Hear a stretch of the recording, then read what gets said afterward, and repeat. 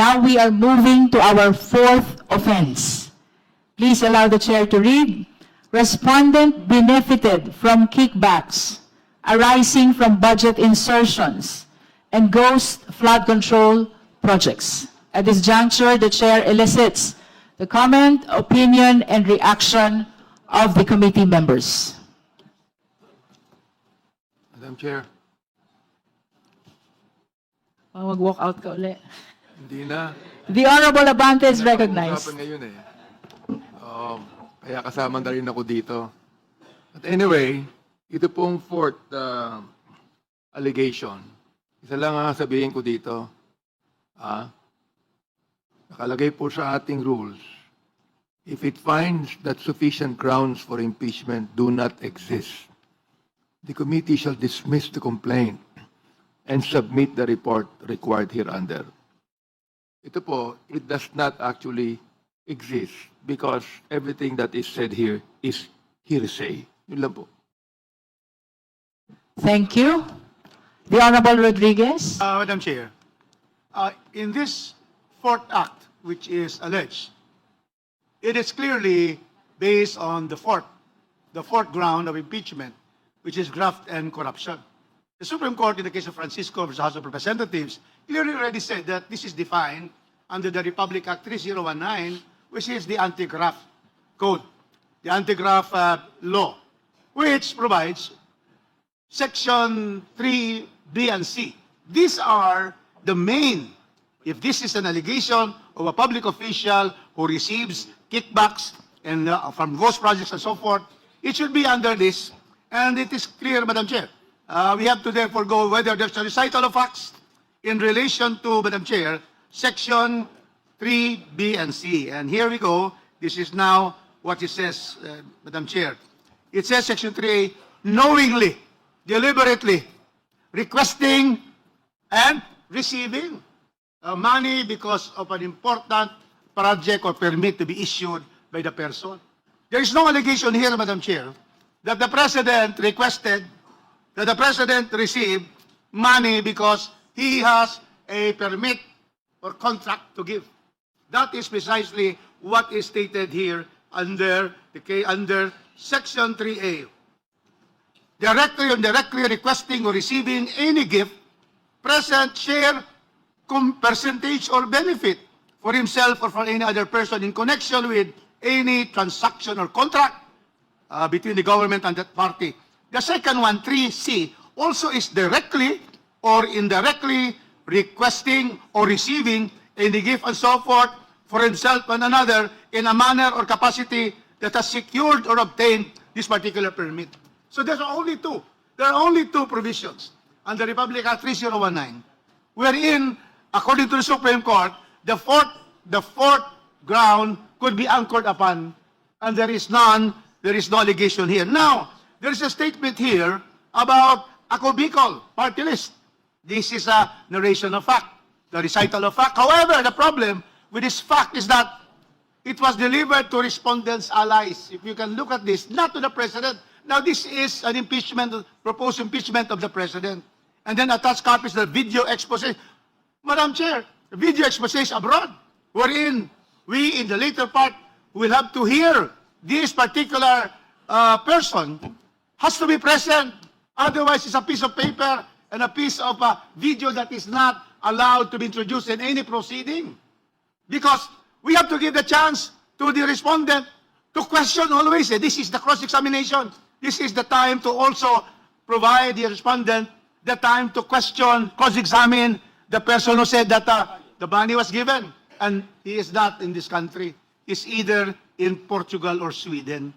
And so therefore, Madam Chair, once again, the fourth ground, which is respondent engaged in graft and corruption through kickbacks and ghost projects, there is no recital of facts that will constitute the violation of the Republic Act 3019. Thank you, Madam Chair. Madam Chair. That is a significant discussion on graft and corruption. And of course, we recognize also the needed authenticity about the video of this expose. The Honorable Vice Chair Dumogan. Thank you, Madam Chair. Yes, on allegation number 4, respondent engaged in graft in corruption through kickbacks and ghost projects. The allegations which seem to justify this charge are contained in paragraphs 27 up to 32.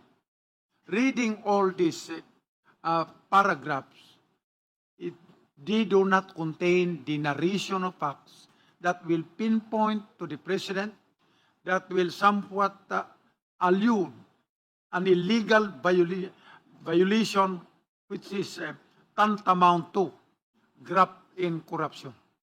What had been stated here are allegedly given to certain allies. It's too vague and too wide to consider. So, looking at all of these allegations, clearly it does not justify the ground, again, to impeach the President on graft in corruption under the provision of Article 10, Section 11 of the Constitution. Thank you, Vice Chair Dumogan. Our last speakers for the fourth offense are the Honorable Acosta, the Honorable De Lima, and the Honorable Colliantes, one after the other. The Honorable Acosta is recognized. Thank you, Madam Chair. This is just a reiteration of my two senior compañeros. Is the lack of the ultimate facts required for a charge of graft and corruption based on the 6 paragraphs of the number 4 allegation, Madam Chair. It mentions suitcases of cash and ghost flood control projects, but Madam Chair fails to provide 1, specific dates, 2, specific persons involved, 3, specific project names, and lastly is the direct links to the President's personal involvement in this case. Madam Chair, it is my humble opinion that these are generalities and broad generalizations, which, according to the Supreme Court, in that case of Gutierrez versus House of Representatives, GR number 193459, are insufficient for impeachment, Madam Chair. Thank you.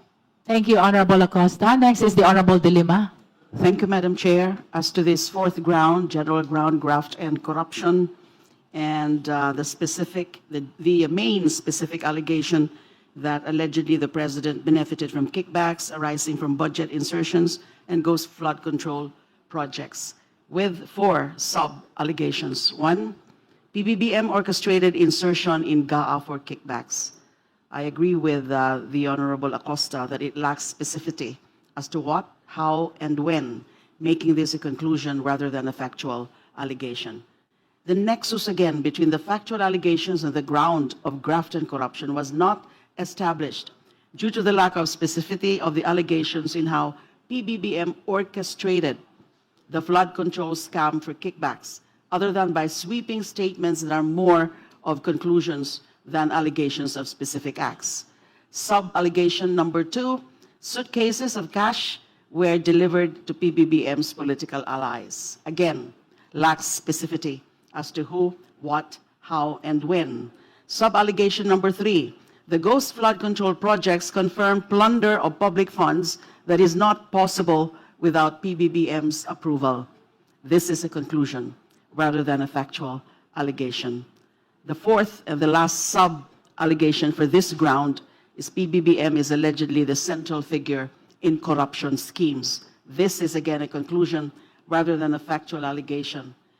In all of this, in light of the evidence uncovered, I just wonder, in light of the evidence uncovered in the multiple fora investigations conducted on the flood control scam, medyo kapos talaga sa allegation yung complaint. It seems overly complacent for the complainant to be sparing in his factual allegations as to establish the ground for impeachment. For me, Madam Chair, there is simply paucity of factual allegations. Again, this is insufficient. Thank you, Honorable De Lima. Our last speaker on the fourth offense is the Honorable King Colliantes. Madam Chair, I'd just like to manifest my support for all of the comments said by our dear colleagues. But really, the question right now here is, are these just conclusions made by the complainant, or are these really based on fact? Remember, we have to go back to the verification, which says that all of his allegations must be based on personal knowledge. Does the complainant have personal knowledge? Was he there when these alleged transactions happened? Does he have any basis based on authentic records to say that money was transferred, money was provided to the president? I doubt it. So I think based on what is written on the complaint, it is insufficient as a ground for impeachment. Thank you, Madam Speaker. Thank you, Honorable Colliantes.